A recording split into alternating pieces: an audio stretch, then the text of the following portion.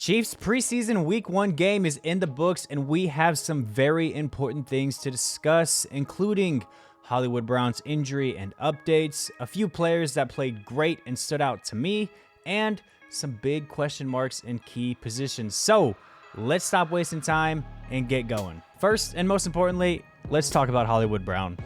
In his first game as a Chief, after his first catch, Hollywood Brown was tackled to the ground, landed on his shoulder, and was injured. He immediately grabbed said shoulder and went to the sidelines. Brown later went to the hospital for additional scans, which is where it was discovered that he dislocated his sternoclavicle shoulder joint.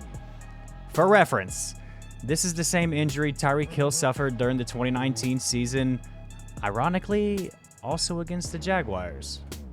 After a few days of waiting, we finally got some promising updates from Andy Reid, stating Hollywood Brown will not require surgery and, quote, he's going to be back.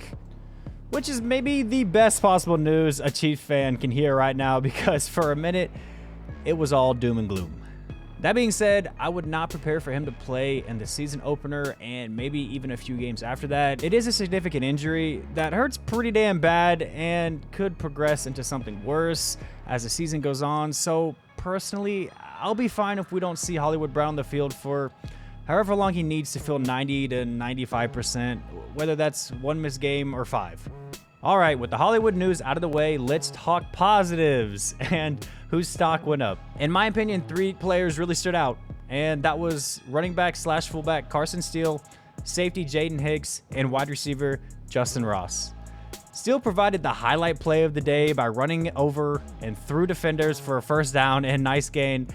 Outside of that play, he also just looked the part. He was a bully with the ball in his hands and certainly made a name for himself. Andy Reid has talked about Steele during the offseason, and to see what he was talking about in action was a beautiful thing to see. Bringing back the fullback would be awesome. So Andy, bring back the fullback. Next was safety Jaden Hicks, who was absolutely all over the field on defense.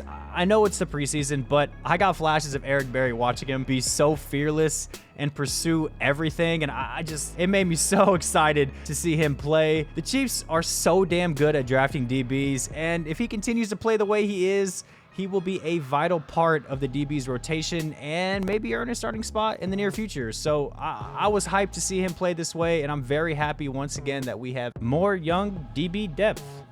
Finally, the fan favorite, Justin Ross. Ross had a solid day, and he really looked the part. We've seen flashes for a few years now of his potential, and for some reason we haven't seen it translate to a consistent roster spot. But hey, maybe this is the year.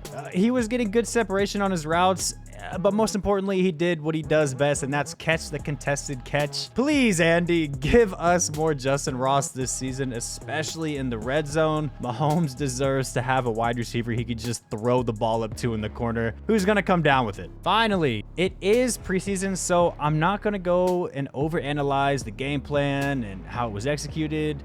Reid also likes to keep it simple in preseason as well as Spags and be as vanilla as possible. However, the offensive tackles on both sides were an issue and struggled pretty heavily throughout this game. I do think Jawan Taylor is going to be fine once he gets more reps, as long as he keeps the penalties down. But the left side, that important left side is a problem. And I know Mahomes has great pocket awareness, but we can't live with that issue throughout the season. So I'm really hoping to see some significant improvements. That being said, even though the Chiefs lost this game, I still feel very confident with the flashes we saw on both offense and defense that the campaign for the three-peat, it's in good hands.